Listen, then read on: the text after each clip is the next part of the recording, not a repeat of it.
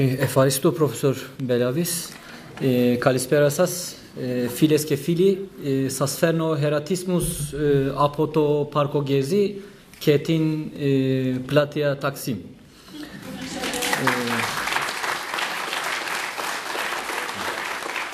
Ευχαριστώ, but now I have to shift to my native language. So I guess some of you are watching Turkish soap operas, Turkish serials. Which is your favorite one? So I'm going to Süleyman. Okay. So I will tell you about a soap opera which includes drama, action, comedy, and sometimes musical. But you cannot watch it on Turkish TV. Maybe in the international media, maybe in the Greek media, but not in. It's not broadcasting in Turkish media. So I will tell you the soap opera of Parko Gezi. Let's say back in time of 2 years, some chambers, trade unions, neighborhood organizations, we established a platform of Taksim Solidarity to campaign against gentrification in Taksim district. So the renovation of Taksim Square includes building a shopping mall in Taksim Gezi Park, plus destroying an old opera building in the square, and eviction of the poor families from the district. So when I heard the bulldozers came and they're cutting the trees in the park on the last days of May, I ran to the park. As soon as I get the information, I ran into the park.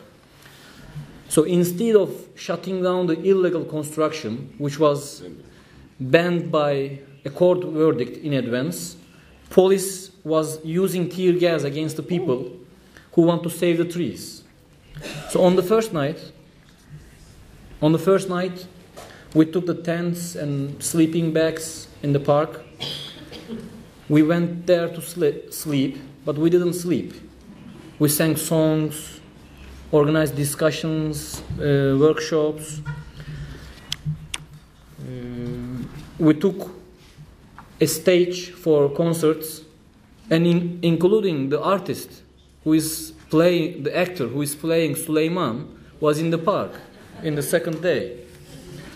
So even the former emperor was in the park to campaign against the present emperor. So we were discussing about urban regeneration, environmental destruction, human rights, worker rights, and the highlight of all these discussions was that they are all the results of the government policies. And in the park, just like the struggle committee of Hellenikon Airport, we formed a committee. The committee was ever changing and growing day by day. So when I woke up in the morning, the camp was drowned in tear gas, and some of the tents were burning. And the bulldozers came to the park to work under protection of the riot police. And they just uprooted the saplings we put there the day before. So the following nights, we were more prepared. Better prepared. We were using Googles for swimming. We got some homemade tear gas masks. You can use a stomach ache peel and smash it, and you can spread it into your face to protect any kind of stomach ache peel, like Talcid, Reni. You can find in any pharmacy. You just smash it and use as a cream, like a suntan cream. It's good against tear gas. If you ever need it, you can use this There is an easier way. I will explain you after. Okay, thank you. Drinkable. So the police violence is not driving us away. Fear has been defeated. We have learned to raise our voice when we are angry. So some people are fighting for the park. Some of them are dancing inside of the park. Some of them just having fun. Some of them collecting the garbages. and some doctors helping other people, and you learn the rest of the story from the media. So I'm not going into details.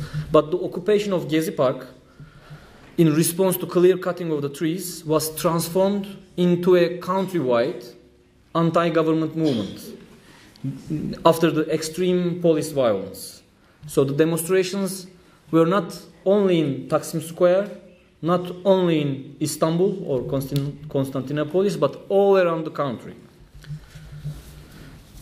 So the happening, let's say, the movement, demonstration, or the happening went into the history of Turkish Republic as the biggest social movement of ever, with the participation, geographical reach, duration, as well as the radicalism of the methods. So the movement, Gezi movement, continued for past 6 months within the neighborhood forums, operating according to the principles of direct democracy, and anti-government rallies, demonstrations were going on. And now, regardless of whether people are supported or against the demonstrations, everything in Turkey is conceived in context of pre or after Gezi. So our understanding has changed. So it's like we conceived everything pre and after of Gezi. And we were always using a famous slogan, "This is just a beginning, the struggle continues." This slogan was giving a direction to the movement. Before Gezi Park movement, there were several social movements for urban rights, and we were always saying, "This is just a beginning, the struggle continues." So when police evacuated the park, activists suddenly moved to the parks in their own neighborhoods. They left Gezi Park, but every single park in Istanbul, every single park in the country, it became a new Gezi Park. So the movement kept going with neighborhood forums in neighborhood parks. And in those parks we organize workshops, sometimes concerts. In many of them there are libraries, free food, sweat markets.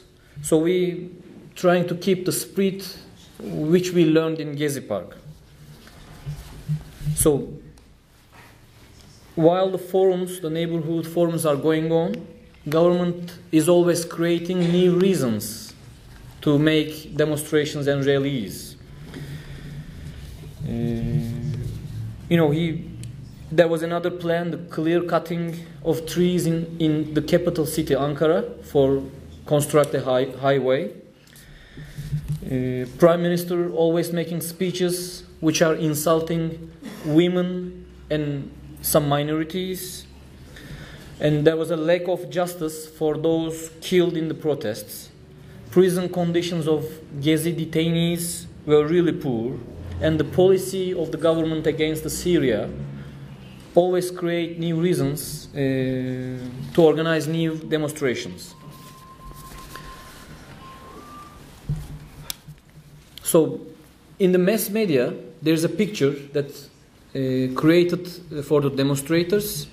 They are coming from upper middle class, they are rich guys, well educated, or white colored.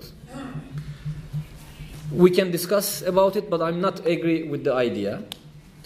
There are several research about who are those people in Gezi Park. You can find several research, but I'll take an example of an investigation conducted by the police in the detention. So most of the suspects who were detained during demonstrations are coming from working class families, and most of them are earning less than 300 euros.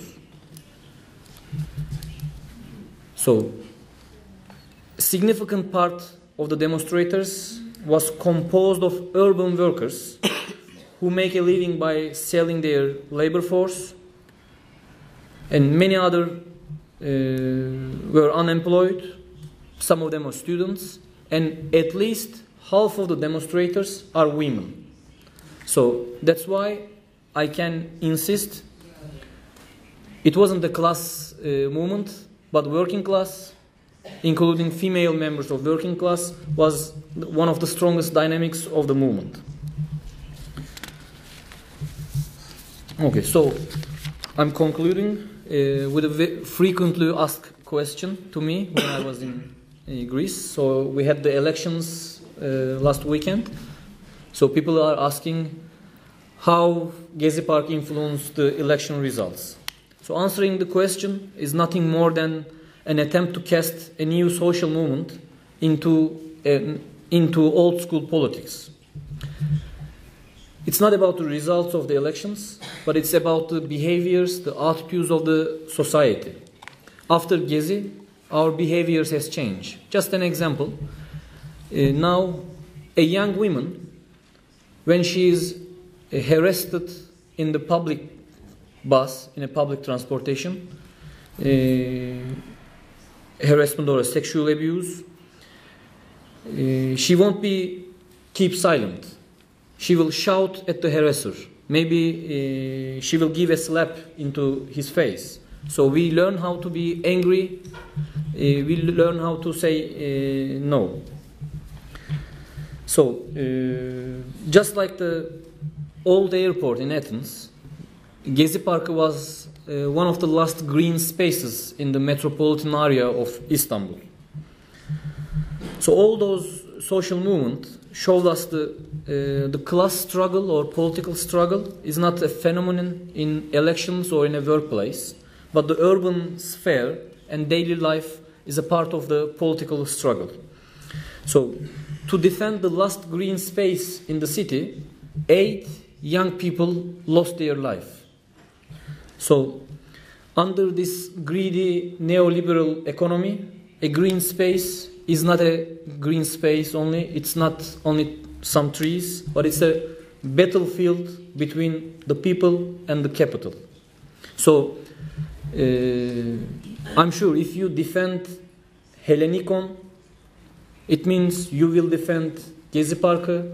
If you defend Hellenikon, you will defend 8 young people who were killed in Gezi Park demonstrations, and you will defend the future of your kids.